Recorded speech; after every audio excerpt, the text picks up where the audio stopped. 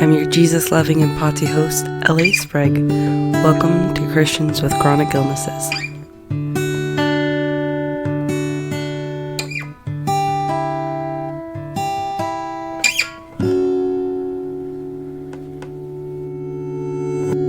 Okay, friends, today we get to talk about our favorite topic, something that all of us dread deep down, even if we don't know it. And that topic is vulnerability.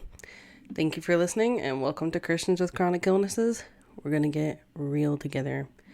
All right, to prove to you I don't like this topic as much as anybody else, and you might be thinking like, I don't know if I like that topic or not. Doesn't seem like that big of a deal to me. Oh, you'll see. You'll see deep down, hidden in the depths of your heart. You despise it. You don't like it. All right, so to prove to you, I am the same. On my Twitter, Christians with Chronic Illnesses Twitter, I will warn you, it is a wild ride. Like on my other platforms, it's like serious content. It's really like heart-filled, and sometimes it talks about scripture, and sometimes it talks about being sick, and sometimes it talks about the podcast. Well, my Twitter is like my inside, dark, funny feelings about the podcast. Anyway, I'm not going to plug that per se, but it is there. It is public. It is available. Anyway, so I'm going to read for you guys at least two of the recent posts. So in January 13th, I said, making vulnerable reels is terrifying and feels so attention-seeking, crying emoji. And then on January 6th, I said, posting anything is like walking on eggshells with a rainbow emoji, because it's true. It's so scary, and sometimes you get good comments, sometimes you get rude comments, and the reality is you just gotta go with it, because it's not about people's opinions, it's about being real. So anyway, we're gonna talk about it today, and the inspiration I'm getting this topic from, my Christian counselor. Her name is Chris. Shout out to you, Chris, if you're listening. Hope you are. She gave me some homework, and she said, listen, you're going to go home and you're going to listen to some videos by Brene Brown. That's all she said. She was just like, go look her up. So I did. And man, my life is being changed forever. I hope forever, because I think it's going to be good. So Brene Brown has this video on YouTube. Actually, I think it's through TED Talk. She has several. She has like podcasts and stuff. I haven't even done like a deep dive into Brene Brown specifically, but man, her speech on vulnerability, magnificent. But the one that I found particularly impactful was called The Price of Invulnerability by Brene Brown. I will try to put the link in the description below to this video. It's only like 15 minutes, but man, it's really changed my perspective and helped me to be kinder to myself and kinder to others. And so, highly recommend. But so my thesis for today's going to be a little different, because instead of answering questions for this halftime show, I am going to be talking about the price of invulnerability. A lot of credit goes to Brene Brown and her speech, and most of it I'll be basically taking from what she had said, but applying it specifically to Christians with chronic illnesses. And I'm actually really excited, because I think it's a super unique and special perspective. My thesis per se is that everyone experiences vulnerability. Being a faith-filled, chronically ill person increases that experience of vulnerability. Yet, this is a chronically ill Christian's secret power, not his or her weakness. So let's talk about vulnerability. Everybody experiences it. And so I want us to talk about, what is vulnerability? How do we define that? So I adapted this a little bit from Oxford Languages, because they had like a fancier, more well-put definition, but I simplified it. And vulnerability is being exposed to the possibility of physical or emotional harm. So vulnerability is basically, okay, I'm in a place where I could get hurt, right? Doesn't mean you're going to, doesn't mean it's likely, but it's in a place where you could get hurt. That's being vulnerable. And the hard truth is that To be alive is to be vulnerable because you could die. You will die. We are all very vulnerable. Sorry, geez, light notes for today. But we're all vulnerable, whether we try to be or not. And that's just the reality of living. According to Brene, vulnerability is both the birthplace for joy, belonging, creativity, and faith, and it is at the core of fear, anxiety, and shame. Brene proposes that when we are vulnerable, we are actually able to open up, to be ourselves, to put ourselves in a position, right, where we are, susceptible to love, susceptible to true connection and creativity and joy and fellowship. And at the same time, because we're vulnerable, that means that we're open to serious harm and pain. And so that's also at the core of fear, anxiety, and shame. And we'll expound a little bit more on how it affects shame later. So vulnerability is a two-sided coin, right? No matter what, you're vulnerable. And being a faith-filled, chronically ill person increases this experience.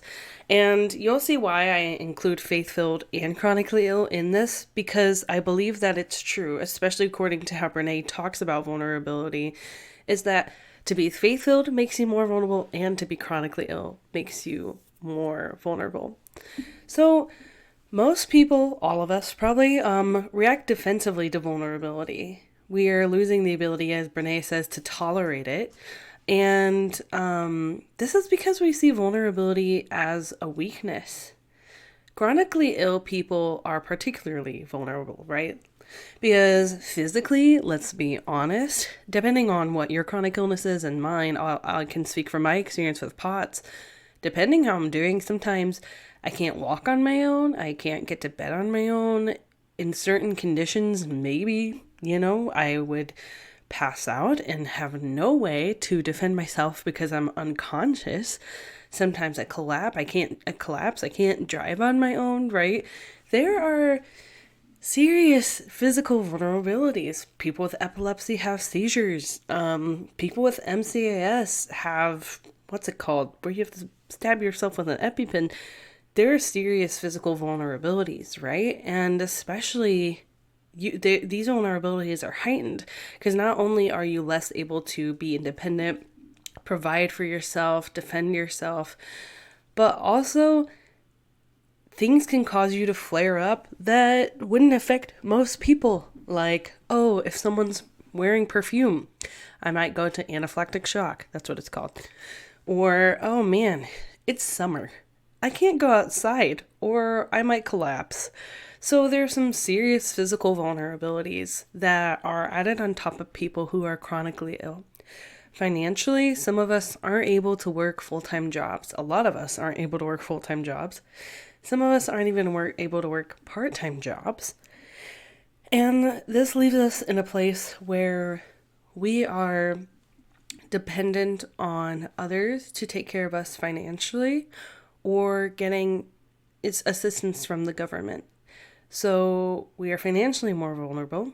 Socially, it can be harder to be out in environments because of this reason, that you could be triggered, have a flare, and so you might isolate more for the safety of your health. And also, socially, I think you're more vulnerable because you are different, and because, let's face it, we do have different needs than most people. We might talk about things more openly or differently than most people. And so this can make us kind of stick out a little bit and maybe be seen a little differently, Some people might see us as attention seeking. Some people might see us as a hurdle to their goals. And so socially, I think we're a bit more vulnerable as well with lack of connection. Spiritually, I think we're more vulnerable as chronically ill people because this causes us to have a lot of questions and doubts, processing and reconciliation to do with our life experience and with our faith. Maybe as a Christian with a chronic illness, maybe you were called to go somewhere and now you can't go there. And you're confused because you're absolutely certain that, oh, I was supposed to do this career or I was supposed to go to this place and now I can't because of my health. And that makes you question the voice of God. Did I really hear God? Does God even exist? Is he just a construct of my imagination? Do I just believe in him because of the way that I was raised? Things like that. It causes a lot of doubt and yeah, so I think we're spiritually more vulnerable as chronically ill people.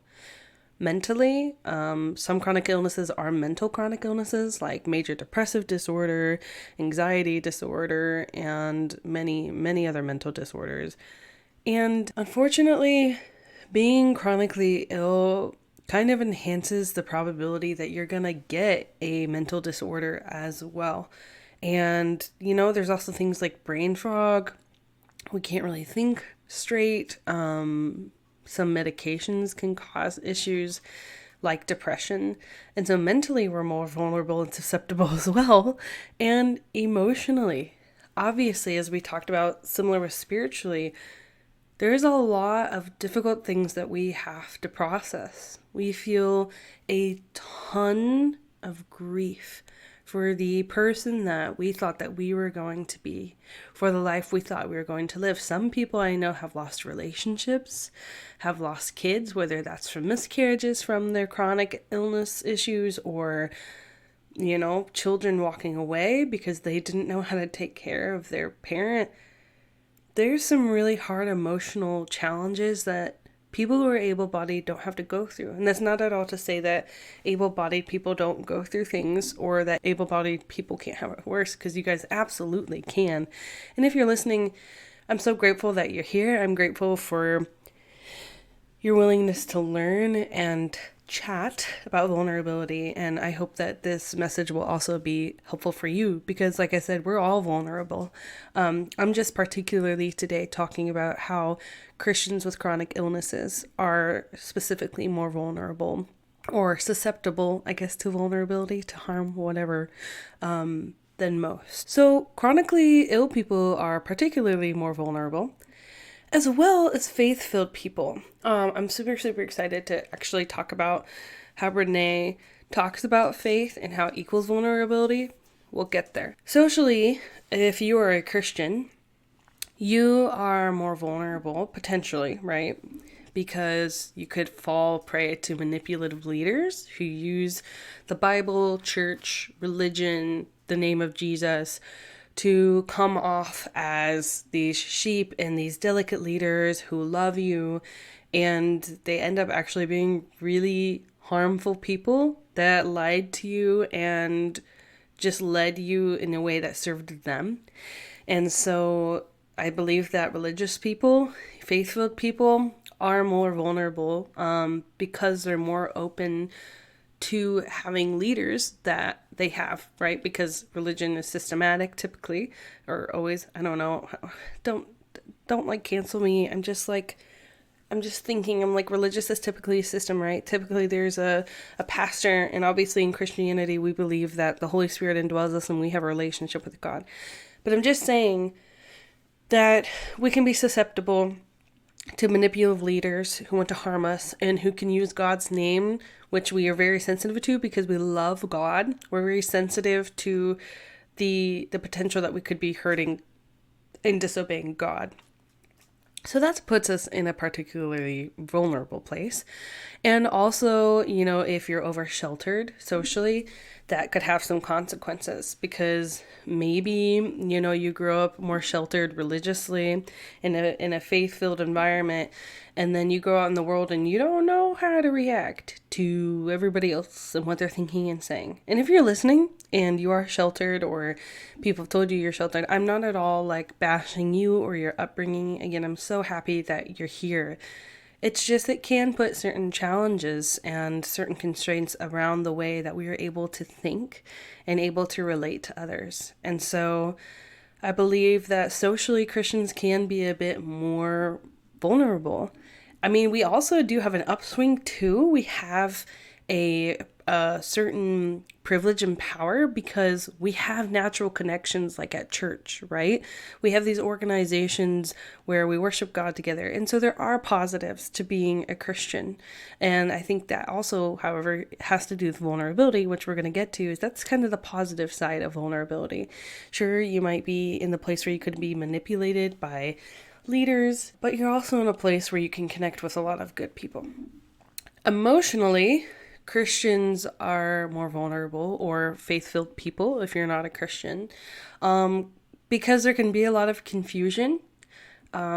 We believe in a God who has right and wrong. We want to serve him, we want to honor him, and sometimes in scripture, there are things we don't feel are right or we disagree with, and there's conflict inside of ourselves and with others because of biblical issues, because of our own lifestyles. And so emotionally, there can be a lot of agony regarding faith, deconstruction, belief, all those things. And so emotionally, I think we are a bit more vulnerable, as well as mentally. I absolutely love, this is where I get to talk about how Brene talked about faith. Faith is believing something that one cannot know or understand. And the reason that I have mentally as a vulnerability is because mentally, the way that we process, the way that we think, is we often want to know what it is that we are talking about. We want to be certain that we have the right answer. And even if we don't know that that's what we want, I think it's what we want, because if you're right, if you're not wrong, or there's not a possibility of you being wrong, then you're not vulnerable, right? Because you're like, oh, well, I got it figured out. I got the answer. I got the bread and butter or whatever. I don't know. I've got like I've got it. And where we can be more vulnerable mentally is because faith is vulnerability. And I'll explain that a little bit. So Brene talks about how faith is believing in something we cannot know or understand, right? So we can believe God is real. And I personally, right now, believe God is real. That's my belief. I have faith in that. But if you were to ask me if I know that, of course not. Of course not. Because we cannot prove, right, if God is real or not. We cannot scientifically fact check if God is a real person inside of me. And that's okay. That's how it either was designed to be or turned out to be from the fall. I don't know. Either way, the reality is that we can't know that God is who he says he is right now. We can be certain. I don't know that I would recommend being certain per se, but you can be confident. And, there's a reason that when Jesus was talking to Thomas, Jesus said, "Blessed are those who believe and have not seen," right? Because that's what belief is. That's what faith is. It's believing even if you can't understand it. It's having faith even if you don't know it. And so Brene says that faith minus vulnerability equals extremism. Because like I said, we like to jump into this black and white thinking. We like to jump into this is absolutely right, this is absolutely wrong. I know for certain I have the truth. This is quote unquote biblical, right? Because we don't want to be vulnerable. We don't want there to be a chance that we could be wrong or that maybe we don't know the truth. We hate having that susceptibility. We're very afraid of that. But what that leads to, if you're not able to have real faith in the potential of being wrong, right, which leaves actual room for faith, if you eliminate the vulnerability, that ends up leading to extremism, that ends up leading to, I'm not going to consider that anybody else could be right because I know for a fact that I am.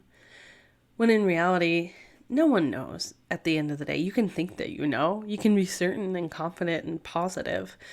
But at the end of the day, like, we're just doing our best as humanity to find what is true and what is right. And I believe that God blesses that faith. I believe that God blesses having just a little teeny mustard seed of faith. And that is what he sees as true faith that he will use to move mountains. I believe that God sees true faith as a widow who goes and gives her 2 little copper coins that equal about a penny of faith, just barely existent, hardly there at all. And God takes that sliver of faith and multiplies it and says, this woman has given more than anybody else here. Because faith is believing and being, convicted of or whatever, despite not knowing, but despite possibly not having the facts. And obviously that doesn't mean that you can't do apologetics, you can't try to do research, you can't, it doesn't mean that you should shut out logic, because you shouldn't. The whole point of this is to say that to have true faith is to be humble. To have true faith is to be vulnerable. As Brene said, faith is the vulnerability that flows between the shores of certainty. And I could not agree more. And because of this, because we are faith-filled people, we are Christians, we have a particular vulnerability, right? So if you're chronically ill Christian, chronically ill and a Christian, you got double whammy, bro. And you're human, triple whammy. So yeah, you're vulnerable, I'm vulnerable, we're all vulnerable, and we hate it. And I'll tell you how I know that. Because Brene, she talks about 6 signs that show that we have the incapability of being vulnerable. And I want to talk about this specifically for us Christians with chronic illnesses, because it was convicting for me, and I'm sure it might be for you. So let's go. Number 1, foreboding joy. So this is like the waiting for the other shoe to drop feeling, trying to beat vulnerability to the punch, because the reality is that you're vulnerable. Even if it's not a conscious thought, that. And so instead of just allowing that to be fact and living your life, you prepare for it. You're like, all right, you know what?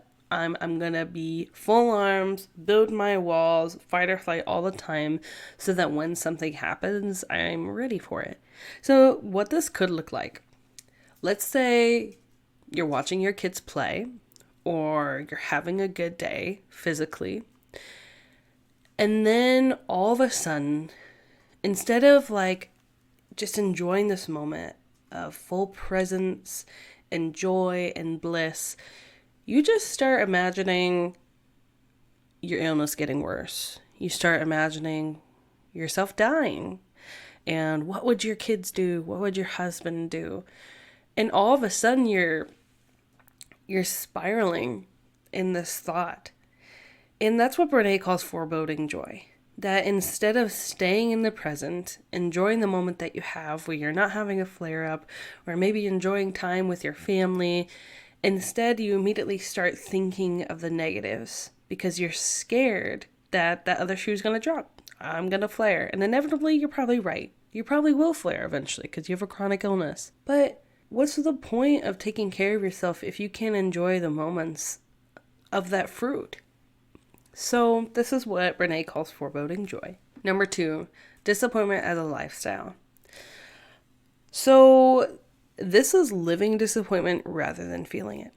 So for an example, maybe it's the doctor telling you, hey, listen, yeah, you're not going to heal from this. It's a chronic illness, right?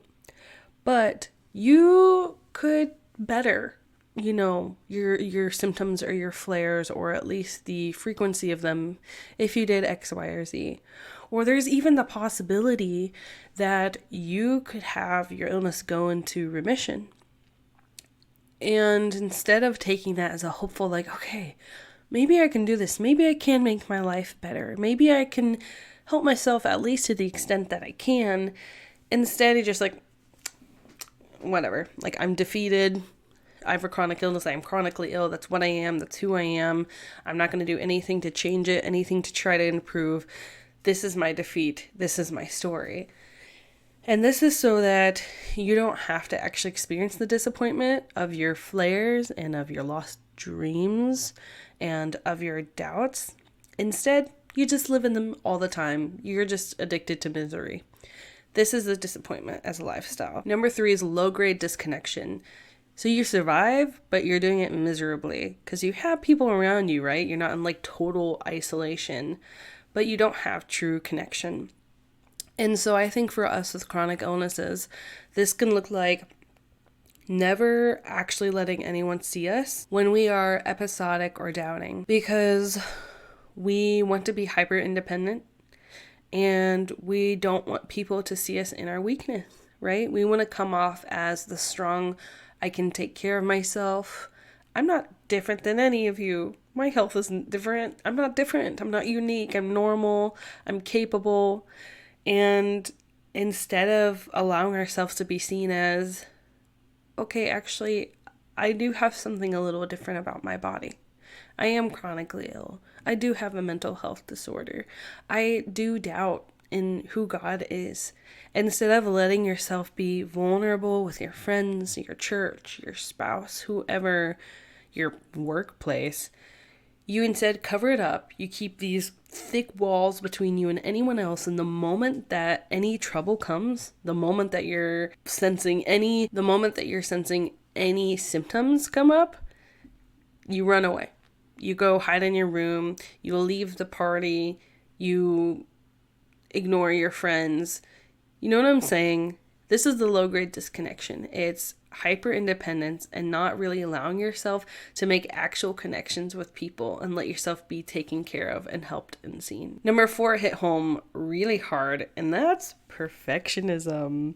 Perfectionism is like, okay, if my life looks like blank, then how could anything go wrong? If my life looks perfect, if I do all the steps to be perfect, then nothing could go wrong because I'm perfect. But unfortunately, you're not. I'm not. We're human. And so even though we try to do this, right? We try to, all right, I'm going to live perfectly, morally, spiritually, physically, in all the ways that I can to not have to experience weakness or vulnerability or imperfection.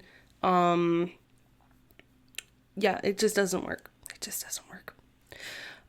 So some examples of this for us chronically ill friends would be overworking our limits.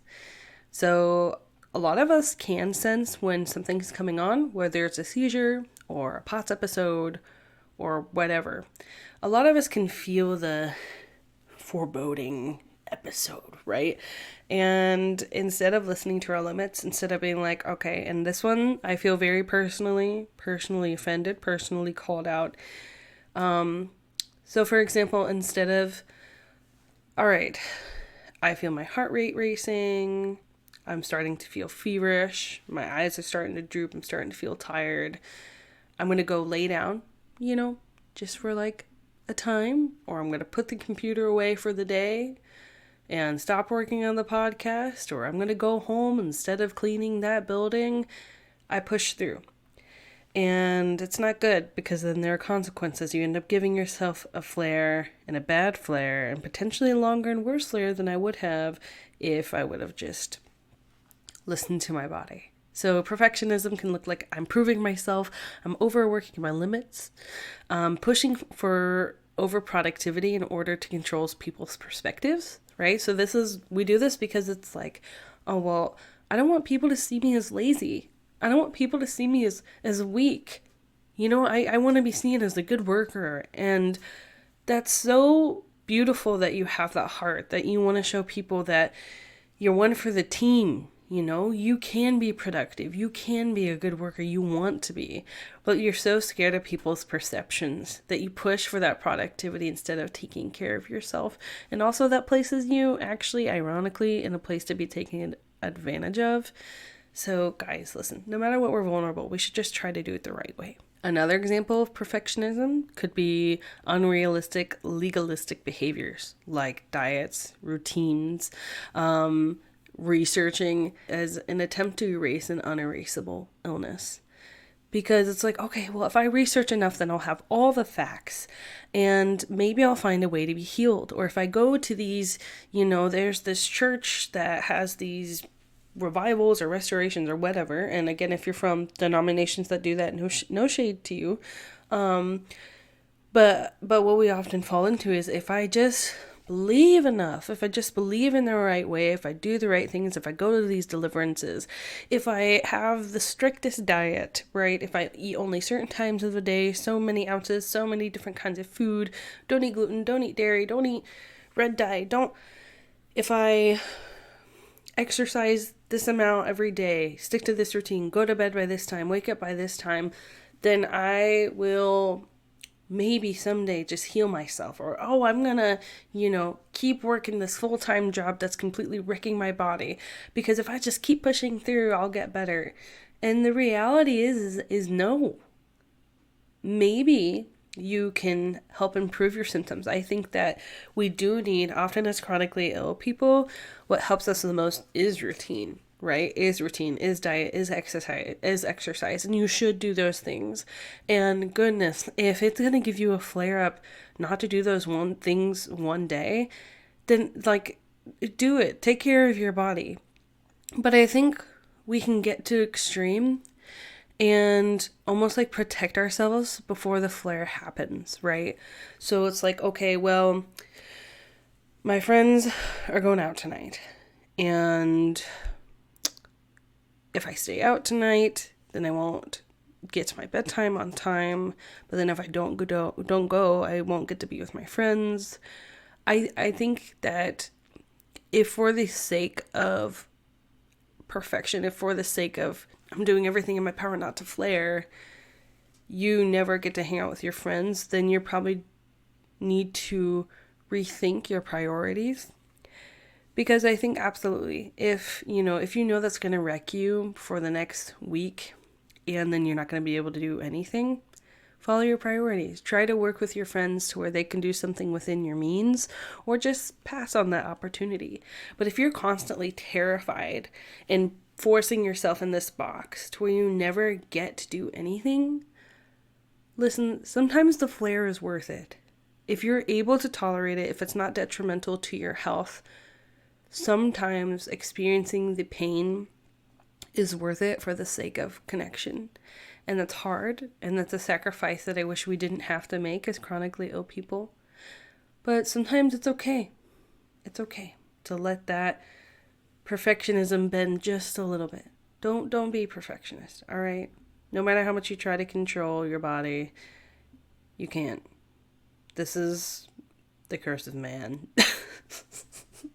Yeah, just don't go into extremes with perfectionism. Okay, number 5 is extremism. You guys can tell I think we're impassionate. I'm very passionate about perfectionism and extremism. So extremism is, I think, going back to the faith point, right?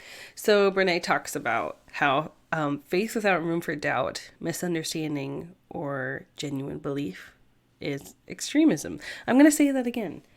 Faith without room for doubt, misunderstanding, or genuine belief. And I would even add in there disagreement. This is where you know or you are certain instead of where trust and curiosity should be. This is where you're having all the answers. And in faith for chronically ill people, this can look like believe it, receive it mentality, right? Well, you just take these certain scriptures. Well, Jesus healed all these people when he was here. And here's this promise that if you knock, he will answer. All these things. And you just take those, right? You pick those scriptures and you say, all right, this must be absolute legitimate fact. So if I do this, then I will be healed. That's extremism. Another extreme could be that miracles don't happen anymore. I'm not going to pray for a miracle. I'm not going to believe in a miracle. That was absolutely only for the times that Jesus was here and the apostles. And I think it's all right. If that's generally your belief is that generally they don't happen anymore, whatever, say lovey. But if you are absolutely it's not going to happen, I think that's another form of extremism just on the other side. Another form of extremism that I'm very passionate about is that I cannot doubt, I cannot disagree with God or the Bible in my pain. I believe that this is extremism because I believe that Jesus has faith for our humanity. And the reason that we fall into extremism, again, as I talked about earlier, is because we don't want to be wrong. We don't want there to be room that we are wrong. And I think it's very subconscious. But again, faith is allowing that possibility. And number 6 is when we numb our emotions. And we try to numb, our negative emotions, right? We're like, I don't want to feel this grief. I don't want to grieve that I'm going through chronic illness right now. I don't want to grieve that I'll never heal again. I don't want to grieve that my childhood, most of my adulthood, whatever, was taken from me. I don't want to grieve that I can't have a kid. I don't want to grieve that I can't drive. I can't have a job. I don't want to think about it. So I'm going to numb this pain by distracting ourselves, whatever. And as Brene said, she said, we are so busy that the truth of our lives can't catch up, right? We deny symptoms and illnesses, fill ourselves with distractions, and sometimes that causes us to plateau on our wellness journey. Because as Brene talks about, the reality is that we cannot choose which emotions that we numb. We may try to only numb sadness, grief, anger, agony, but the reality is that when we do that, we are also silencing and numbing joy, contentment, happiness, love, all those things. And the result of these 6 things, guys, as you'd probably guess, discontentment. We are never present. We're never enjoying the present.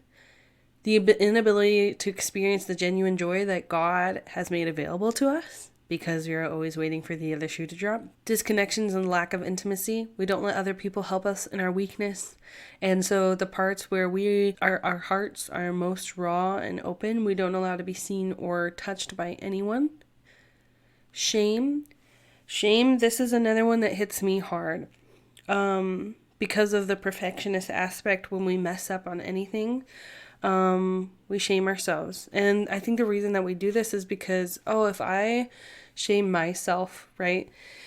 If I tell myself all these bad things about myself, then it's not going to surprise me or hurt as much when someone else tells me what I already know, that I'm a bad person, that I'm lazy, that I don't try hard enough, that I don't believe enough. You know what I'm saying? We tell ourselves these things so that if and when other people say them to us, we're like, yep, I already know that. Like, doesn't hurt as much.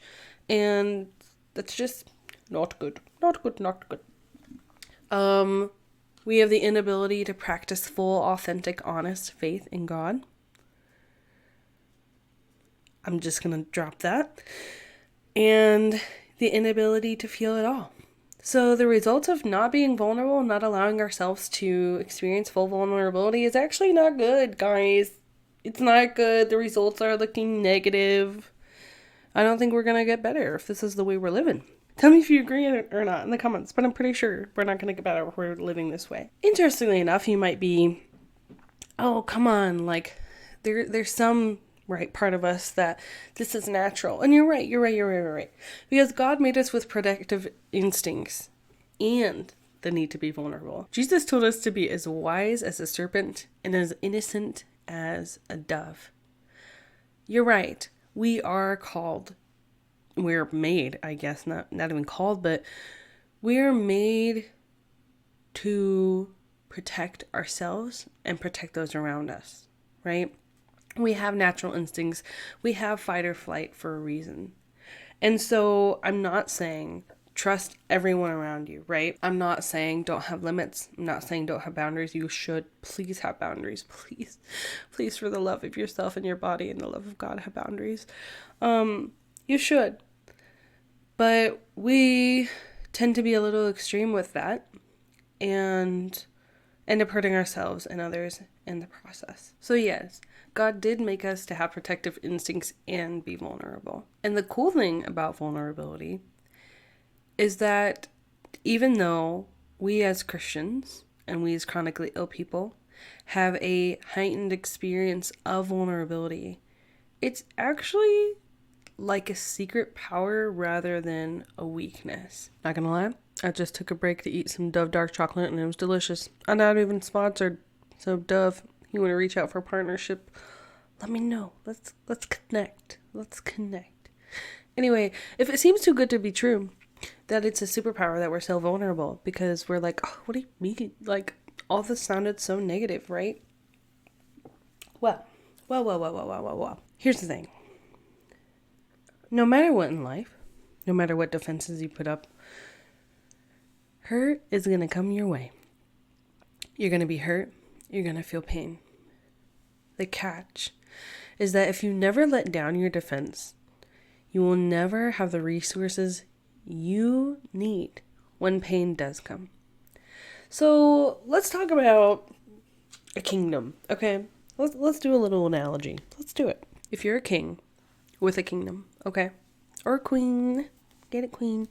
If you're a king or queen of a kingdom, you might be scared. We are vulnerable, right? There are other kingdoms. There are other agendas in these places in this world. And so we're going to build up really high walls, okay? You're going to build up really high walls.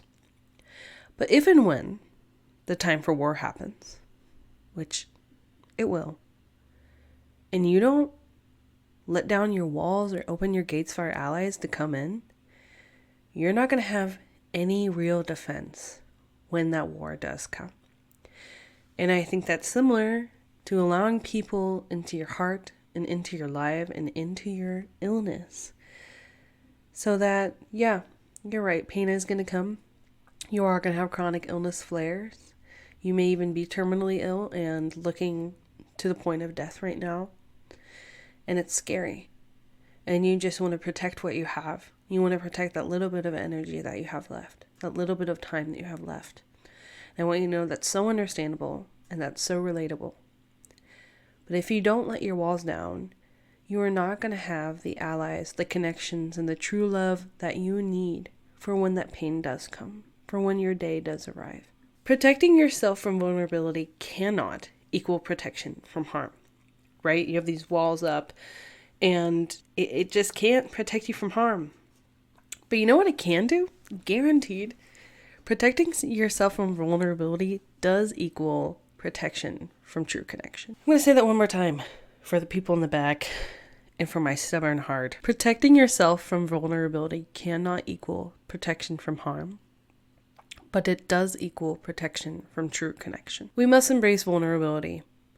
And as chronically ill people and believers, we have bountiful opportunities for deep connection and deep joy. Because you, as a chronically ill person and or a Christian, are particularly vulnerable, you have more opportunities to allow allies in. You have more opportunities to allow true joy into your heart. How do you do this, you might wonder? How do I allow myself to not see vulnerability as a weakness? How do I see it as actually an opportunity and a superpower instead? Well, Brené Brown has a few suggestions. Number one is she says that we need to practice gratitude. And you've probably heard this a lot in one of my former videos with Keith Scarillo. He talks about this a lot. Practicing gratitude. Stop. Be grateful for what you have. Right? Slow down and be grateful. Being a chronically ill Christian, a chronically ill person, this gives you ample opportunity because often your body forces you to slow down, right? And in those moments, perhaps instead of laying there and being angry or sad for what you cannot have and what you cannot do. Of course, grieving is appropriate. Mourning is appropriate. Please do that. Please process that. And that's not linear. Of course, that's a process, right? So I'm not saying numb emotions. I'm not saying that. Embrace those emotions. Process those emotions. I am saying also be grateful for what we do have. We might not have able bodies anymore, but be grateful for the opportunities when you are able-bodied, if that's in your scenario. If you're not able-bodied at all, be grateful for the medication. Maybe there's some pain medication that you take that helps you numb that pain a little bit. Be grateful for that. Be grateful for doctors. Be grateful for the people that are around you that love you and take care of you. And she also says to honor the ordinary, which means honor the people that we love, our community, play, nature, home, etc.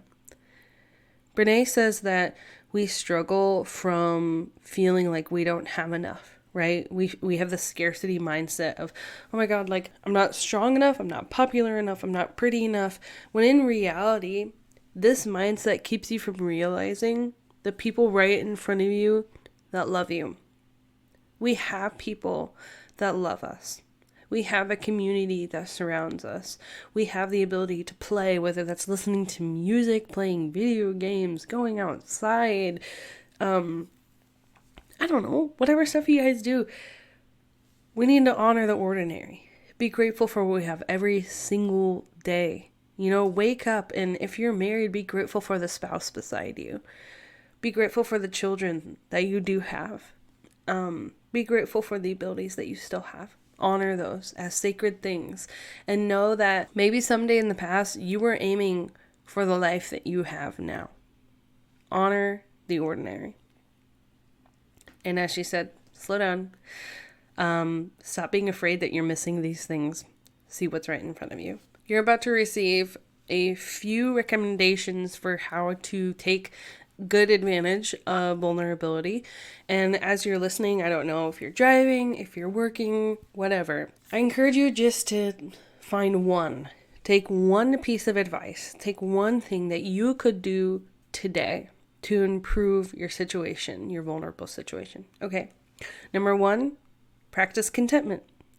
When you're in a flare, for example, don't despise that you're forced to rest. When you're well, don't obsess with overprotecting yourself from a flare. Just learn to exist. Take some deep breaths. Identify at least one pleasant physical sense. So, for example, let's say I'm out with my husband and I start to feel episodic, right? Maybe I'm starting to crash and things are starting to darken or whatever. Instead of being upset or frustrated with my body, let's say I'm like really overwhelmed by this and I don't even know how I could possibly be thankful in that moment. Take some deep breaths and think of one thing in your senses, right? Let's see if I can get all the senses. Sight, sound, smell, taste, touch. Think of one of those that is pleasant and be grateful for it and just exist in that moment. So that's number 1. Practice contentment. Number 2, hope. Look for events or people to look forward to, right? It can be hard if you're stuck at home most of the time, but try to make plans. Try to create a life that you are looking forward to living. Search for ways to improve physically, mentally, and spiritually.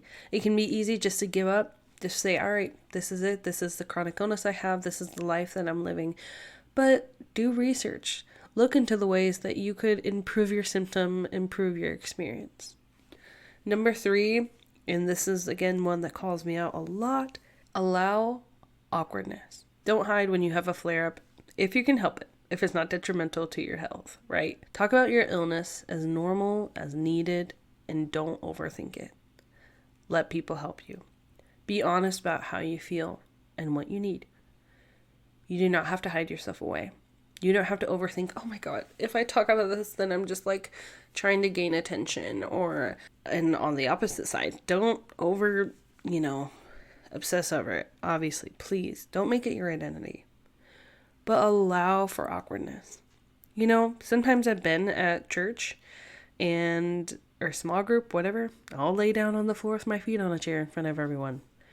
Awkward, but it's okay. What's so bad about that? I'm still working on this one, guys. Allow awkwardness. Express your needs. Talk about your chronic illness. It's part of you. It's part of your experience. It's okay to talk about. Grace. Don't be disappointed in your body when it cannot do things. Have a treat every now and again if it's not detrimental to your health. Accept your limits. Redirect your values. So, basically, don't hate yourself for what you can't control about your body. Don't do it. I know it can be disappointing, when you wanted to do something and you can't, when you wanted to be there for someone and you couldn't. I know it can be heartbreaking. I know that loss of dreams can be frustrating and humiliating. I get that. But remember that this wasn't your choice.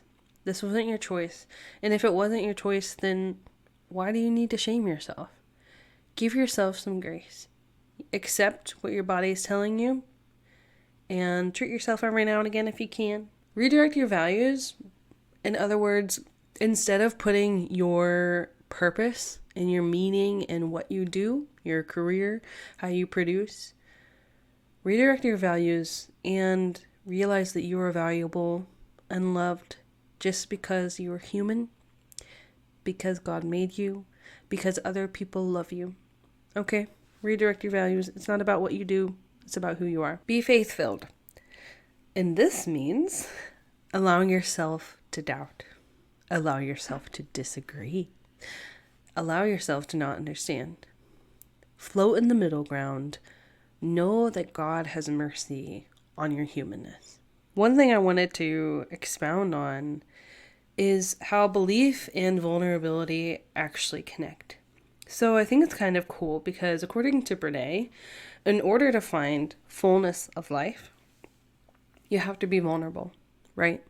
You have to live in this potential of hurt and uncertainty and pain. But that's just the potential.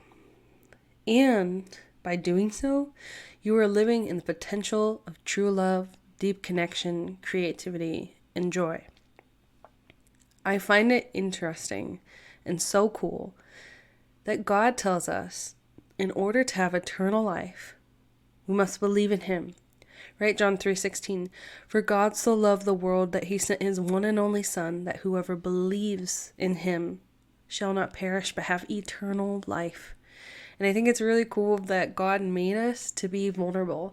God made us to believe in him, and that is to be in relationship with him, to believe in him. And that gives us eternal life.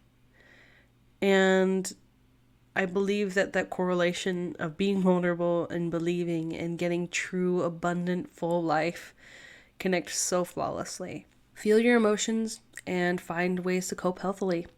Go to therapy, confide in trustworthy church members, do research, find shows, books, podcasts, etc. that validate your experience and challenge you, journal to God, etc. Whatever it is, find a way that you can fully feel your emotions and healthily cope with them. As a result of doing these things, these helping coping techniques of being truly vulnerable and taking advantage of that opportunity, you will have the resources and connections you need when harm does come. You may experience true faith, and you will become a more kind person to the person of God that you were made to be. In other words, you'll be nicer to yourself. Okay, nicer to yourself and nicer to others. So, I hope you hear this. Everyone experiences vulnerability. Okay, that's what it is to be alive. Being a faith-filled, chronically ill person increases that experience. Yet, this is a chronically ill Christian's secret power, not his/her weakness. As a person, vulnerability is inevitable. We can make most of it and steer this experience to our advantage to embrace true connection, creativity, self-acceptance, joy, and faith. And as a chronically ill Christian, these opportunities are exceedingly abundant. We're vulnerable all the time. May we steward our time, relationships, and reactions in a faith-filled, wise, and fruitful manner. For the sake of God's name, our loved one, and ourselves, may we be vulnerable in grace. Thanks so much for listening. I really do hope that even though you are vulnerable, you are particularly vulnerable if you are listening as a Christian or as a person with chronic illness or both. And I hope that you know that that's not a bad thing. I hope that by listening to this, you realize that you can take that vulnerability, that potential for harm, and turn that into a potential for beauty, true connection, and true faithfulness. I think our lives will improve, guys. I think that, like, if we actually do this, if we actually let people in, if we actually are kind to ourselves and gracious despite what we go through, I think we'll be better for it. I think we'll have truer connection with those around us, truer connection with our body and our spirit and with God. So let's be vulnerable in grace, and be kind to ourselves. Okay, I love you. Thanks for listening. Bye. Thank you so much for being a part of the Christians with Chronic Illnesses community. Please remember to follow, rate, and subscribe to the show. You can also follow us on our socials at CWCIPodcast. And if you're interested in sharing your story, please email us at CWCIPodcast@gmail.com. If you are interested in contributing to the production of Christians with Chronic Illnesses, please see the show notes below for subscriptions starting as low as $1 a month, or email us for a more direct way to give. This show is hosted and produced by Ellie Sprague, and our incredible logo, thumbnail, and overall CWCI artist is Brianna Middleton. This show is intended for entertainment and encouragement purposes only. Please talk to your doctor before trying anything you hear on this show. Until next Monday.